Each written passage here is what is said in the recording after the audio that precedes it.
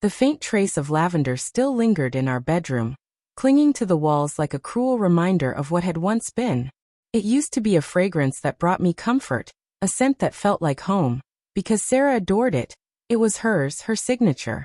Now instead of warmth, it carried with it the bitter sting of deception, wrapping the room in a mockery of the love we had once shared. The destruction of our marriage hadn't come in one sudden strike. No, it was slow, creeping, almost invisible at first.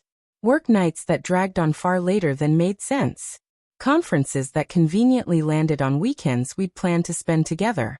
That vacant stare in her eyes whenever I tried to reach for her. I wasn't blind. I noticed. But when you love someone with everything you are, you force yourself to look away from the cracks forming beneath your feet. You cling to the dream.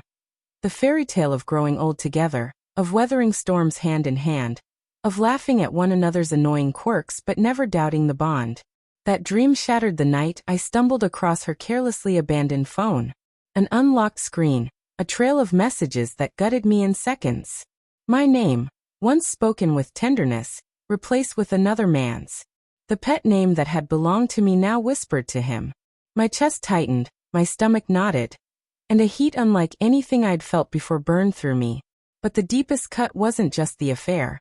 It was how easily she discarded me, how casually she threw away our years together, our vows, our shared dreams. What sealed everything, though, was one particular night.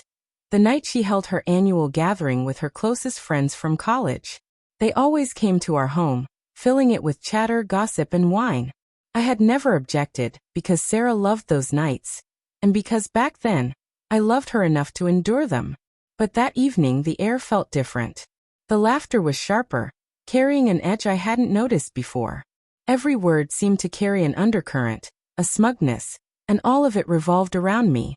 I sat quietly, whiskey burning my throat, while Sarah turned me into the butt of her jokes. My flowers on our anniversary? Predictable. My cooking? Unbearable. My music, my habits, the way I slept.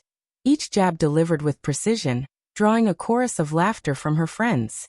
And then, with a wine glass in hand and a drunken smirk on her face, she said it. Sometimes I feel like I'm living with a houseplant. He just sits there, watches TV so passive.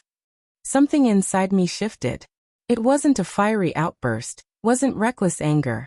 It was cold, sharp, decisive. I had been patient, quiet, dependable. The husband she mocked without consequence. But in that moment the game changed. I set my glass down, inhaled slowly, and met her eyes with calmness that unsettled her. The room fell silent, waiting for me to break, but I wouldn't give them that satisfaction. Instead, I excused myself and walked upstairs with measured steps. On my laptop waited a folder I had compiled weeks before. Screenshots, photos, proof of everything.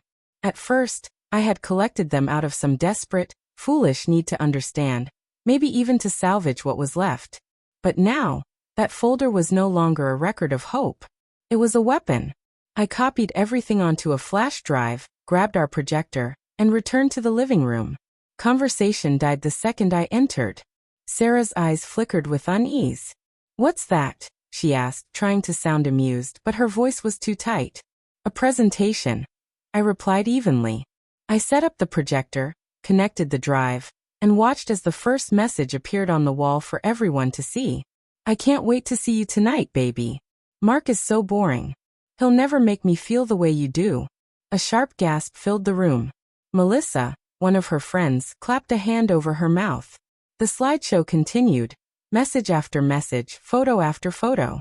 Whispered promises, secret meetings, stolen kisses, all laid bare in excruciating detail. The woman they had laughed with moments before was unraveling in front of them. Sarah's face drained of all color, her confidence evaporating. Her breath quickened, her body trembling. Her friends, once her chorus of approval, sat frozen in silence, unable to comfort her, unwilling to share in her disgrace. When the final slide disappeared and the wall went blank again, the room was filled with a suffocating stillness. Then Sarah crumbled, sobbing into her hands. But none of them moved to console her. I let the silence weigh on them all before I finally spoke, my voice steady, stripped of anger. "I won't yell. I won't ask you to explain. The truth is all right there. My eyes swept across her friends, still shell-shocked. I think it's time you all went home. Without waiting for a response, I turned and left. Upstairs, I packed a bag with methodical calm. The house that had once been a sanctuary now reeked of betrayal.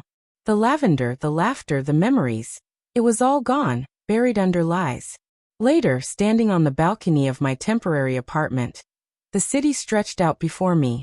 The night air was cool against my skin, and for the first time in months, I felt something close to relief.